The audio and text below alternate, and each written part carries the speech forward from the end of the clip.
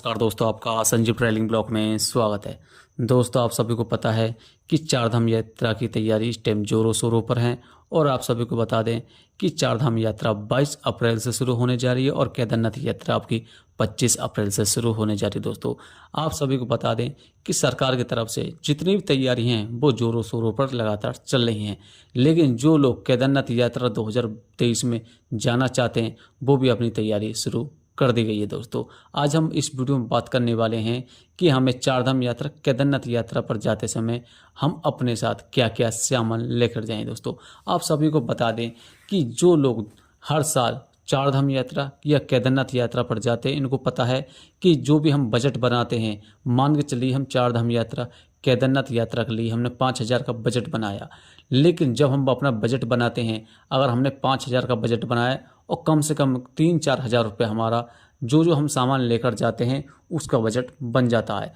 क्योंकि जो बजट हम चारधाम यात्रा केदारनाथ यात्रा के लिए बनाते हैं उसी के साथ हमें कम से कम 3-4 हज़ार रुपये और एक्स्ट्रा का अपना सामान संग लेकर जाना पड़ता है। कम से कम 10,000 रुपये का बजट बैठ जाता है। और सबसे इम्पोर्टेंट होता है आपका हम अपने साथ क्या क्या सामान लेकर जाएं। जो लोग अपना सामान बिल्कुल बढ़िया पैक करके ले जाते हैं उनका बजट बहुत बढ़िया आता है, बहुत कम आता है। लेकिन जो यात्री अपना बजट नहीं बना पाते, बजट के साथ अपना सामान क्या क्या लेकर जाएं वो नहीं बना पाते, तो इनका बहुत ज़्यादा हाई बजट पहुंच जाता है। आज हम इस वीडियो में बात करने वाले हैं कि आप अपना सामान कहां से खरीदेंगे और अपने साथ क्या क्या सामान लेकर जाएंगे। दोस्तों, वो भी बहुत कम बजट में। दोस्तों, और अपने साथ क्या क्या सामान लेके जाना वो भी आपको हम एक एक डिटेल से एक एक टॉपिक पर पूरा क्लियर करने वाले हैं। दोस्तों, अगर आपने हमारा चैनल अभी तक सब्सक्राइब नहीं किया तो हमारे चैनल को सब्सक्राइब कर लें और बेल आइकन घंटी दबा दें, जिससे आपको नई नई जानकारी प्राप्त होती रहे। दोस्तों, सबसे पहले हम बात करते हैं कि चारधाम यात्रा केदारनाथ यात्रा समय आप अपने साथ कौन कौन से डॉक्यूमेंट लेकर जाएं। दोस्तों, केदारनाथ की यात्रा पर जाते समय आप अपने पास आधार कार्ड और यात्रा पास होना जरूरी है। रजिस्ट्रेशन होना बहुत ज़रूरी है। दोस्तों, और अगर आप अपनी पर्सनल गाड़ी से जा रहे हो तो आपके पास जैसे ग्रीन कार्ड हो गया, आपको पता है ग्रीन कार्ड भी लागू कर दिया गया है, वो भी अपने साथ होना चाहिए। आपके पास आधार कार्ड हो गया या फिर अपने पहचान पत्र, आपके पास कोई भी एक डॉक्यूमेंट होना ज़रूरी है। दोस्तों, उसी के साथ कम से कम 1 या 2 फोटो अपने साथ होने चाहिए और फोटो स्टेट भी आपके साथ होना जरूरी। दोस्तों, आप सबको बता दें कि फ़ोटो स्टेट और जो आपके फ़ोटो हैं वो ज़रूरी नहीं है, लेकिन एमरजेंसी में कभी कभी ज़रूरत पड़ जाती है, इसलिए आप अपने साथ इन सामान को भी अपने साथ रखें। दोस्तों, यात्रा में सबसे इम्पोर्टेंट क्या होता है डॉक्यूमेंट से अलावा? दोस्तों, सबसे ज़्यादा इम्पोर्टेंट होता है हम अपने साथ क्या बैग लेकर जाएं, बैग कितने प्रकार के लेकर जाएं और कौन कौन से बैग लेकर जाएं।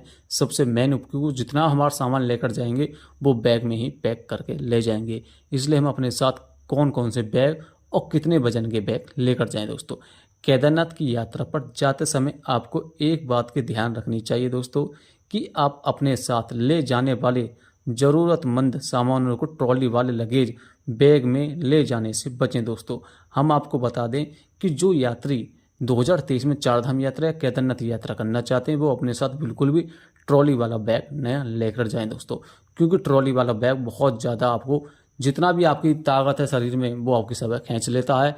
क्योंकि आपको मान के चलिए आप केदारनाथ की यात्रा कर रहे हो तो जो आपका 16-17 किलोमीटर ट्रैक होता आप उसमें बहुत ज़्यादा परेशान हो जाओगे। इसलिए आप अपने साथ जो बैग आपका पीछे कंधे पे टांगते हैं, मान के चलिए 70 से 80 लीटर वाली भी आती हैं और 30 से 40 लीटर वाले बैग आते हैं, तो आप इन बैगों को अपने साथ लेकर जाएं और 2 बैग अपने साथ लेकर जाएं। एक बैग हो आपका जो बड़ा वाला बैग जिसमें ज़्यादा इंपॉर्टेंट आपका सामान हो, और एक बैग होना चाहिए दोस्तों जो मुश्किल से 30 से 40 लीटर हो, जो उसमें आप एमरजेंसी में अपना जो भी छोटा मोटा सामान है वो अपना सामान रख सकते दोस्तों। इसलिए अपने साथ 2 बैग जरूर लेकर जाएं। दोस्तों, उसी के साथ बात करते हैं बैग में हम बात कर ली, डॉक्यूमेंट हमने बात कर ली, बैग की हमने बात कर ली। अब इसके बाद बात करते हैं कि हम अपने साथ कौन कौन से कपड़े लेकर जाएं। दोस्तों, केदारनाथ की यात्रा पर जब भी आप जाएं तो आप अपने साथ दोनों टाइप के कपड़े, यानी गर्म मौसम के दौरान उपयोग में आने वाले कपड़े और ठंड के मौसम में दौरान उपयोग में आने वाले कपड़े अपने साथ जरूर लेकर जाएं। क्योंकि आप सभी को पता कि अगर आप मान के चलिए शुरू में जा रहे हो, मई जून में जा रहे हो, तो आप कम से कम गर्म कपड़े भी लेकर जाएं और आप नॉर्मल भी कपड़े ज़रूर लेकर, दोनों प्रकार के आप कपड़े ज़रूर लेकर जाएं दोस्तों। ठीक है दोस्तों। और जो लोग मान के चले, जो लोग केदारनाथ यात्रा चार धाम यात्रा पर जा रहे हैं, उनके साथ लेडीज़ हैं या बच्चे हैं, तो उनको बिल्कुल खुले हुए, जो लेडीज़ हैं उनको खुले हुए कपड़े अपने साथ लेकर जाएं।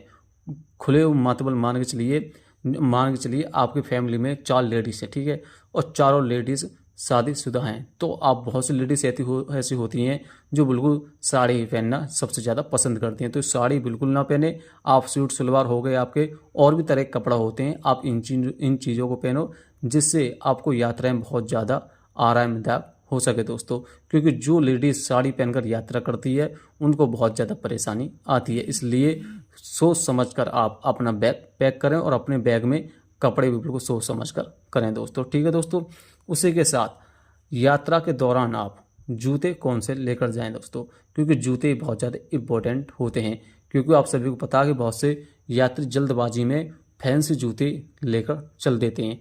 केदारनाथ की यात्रा पर जाते समय जूता एवं सॉक्स को लेकर भी लोगों के मन में कन्फ्यूजन होता है कि यहाँ पर कैसा जूता एवं कितने जोड़ी सॉक्स लेकर जाएं।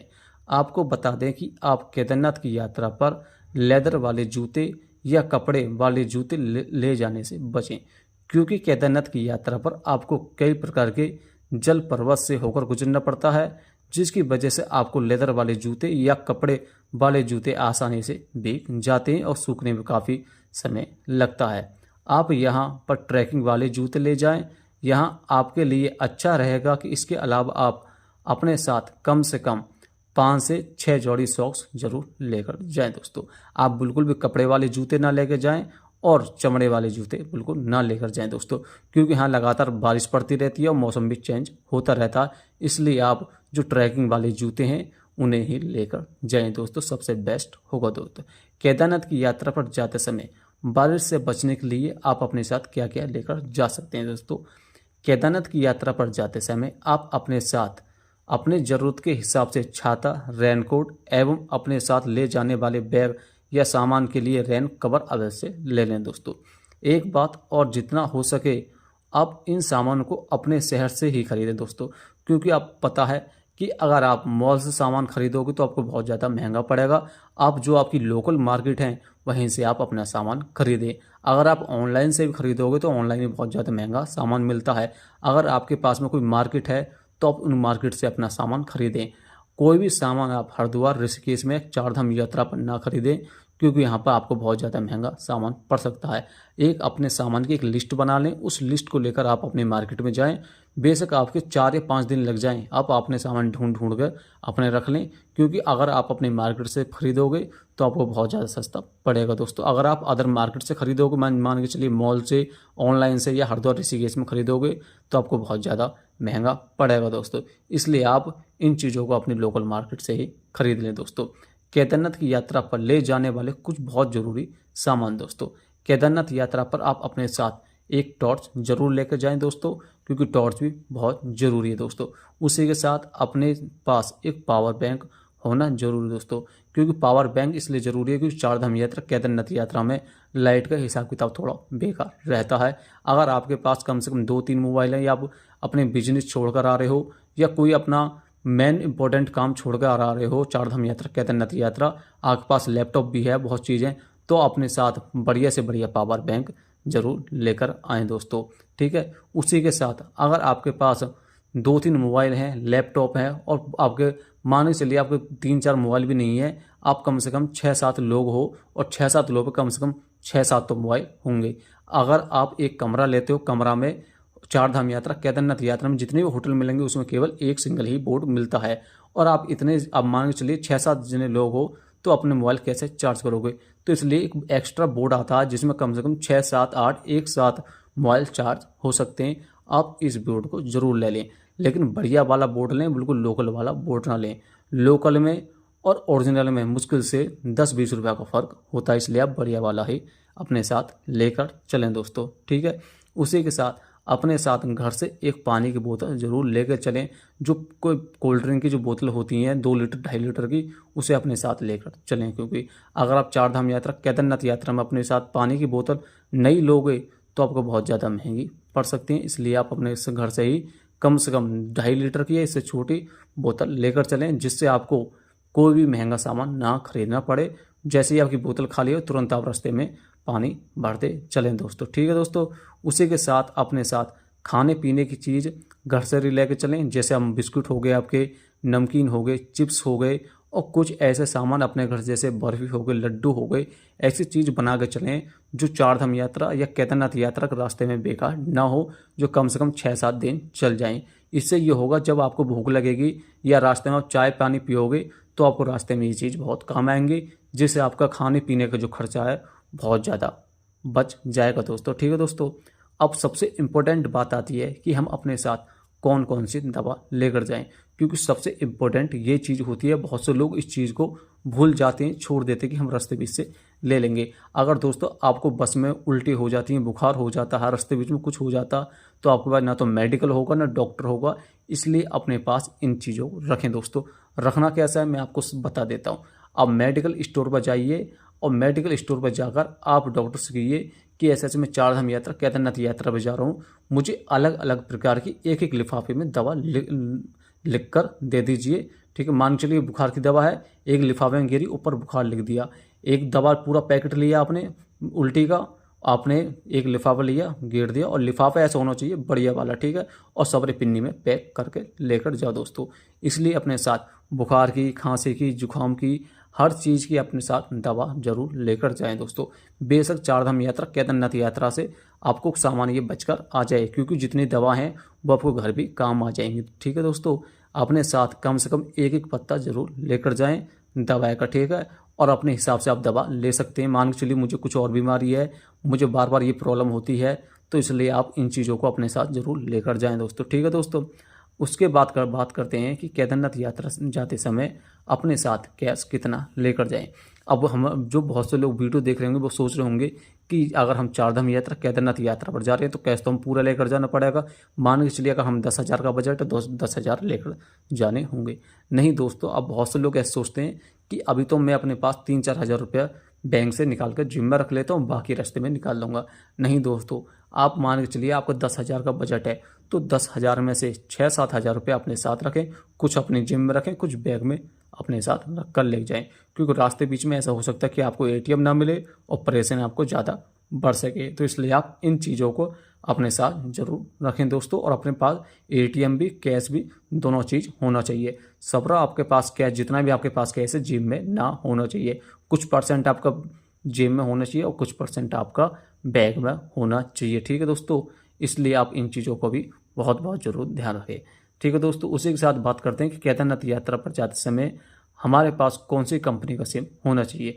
दोस्तों, आप सभी को पता है कि मैंने अभी वीडियो बनाई थी कि चारधाम यात्रा पर आपको वाईफाई की सुविधा और 4G की सुविधा मिलने वाली है। जो सबसे बेस्ट सिम होगी वो आपकी जियो की और BSNL की सिम होगी दोस्तों, और जो तीसरे नंबर पर आएगा वो आपका एयरटेल आएगा सबसे बेस्ट, और आप अपने हिसाब से दे सकते हैं दोस्तों। ठीक है दोस्तों, क्योंकि आप सभी को पता है कि चारधाम यात्रा केदारनाथ यात्रा पर आपको सबसे ज़्यादा जो प्रॉब्लम होगी वो सिम से रिलेटेड होगी, लेकिन सबसे बेस्ट जो सिम है वो BSNL और आपका जियो का सिम होगा दोस्तों। तो कुछ छोटा छोटा सामान ऐसा है कि वो भी आपके पास होना चाहिए। आप अपने साथ एक जोड़ी चप्पल जरूर लेकर जाएं दोस्तों, क्योंकि चप्पल भी बहुत ज़रूरी होती हैं दोस्तों। इसी के साथ दोस्तों, अगर आप चारधाम यात्रा केदारनाथ यात्रा पर जा रहे हो तो आप एक जितने आपके कॉन्टैक्ट नंबर हैं फ़ोन में उसे आप किसी डायरी में लिख लें दोस्तों। आपको ऐसा हो सकता है कि आपका पावर बैंक काम नहीं करे या फ़ोन चार्ज हो, आपका फ़ोन चार्जिंग हो, तो आपको इमरजेंसी में किसी को कॉल करनी पड़ जाए और नंबर याद नहीं है, तो आप इन डायरी में से अपना नंबर निकाल कर आप डायल कर सकते हैं। जो आपके मेन इंपॉर्टेंट है उन्हें आप एक डायरी में लिखकर अपने साथ ज़रूर लेकर चलें दोस्तों। तो ये कुछ इंपॉर्टेंट सामान था दोस्तों।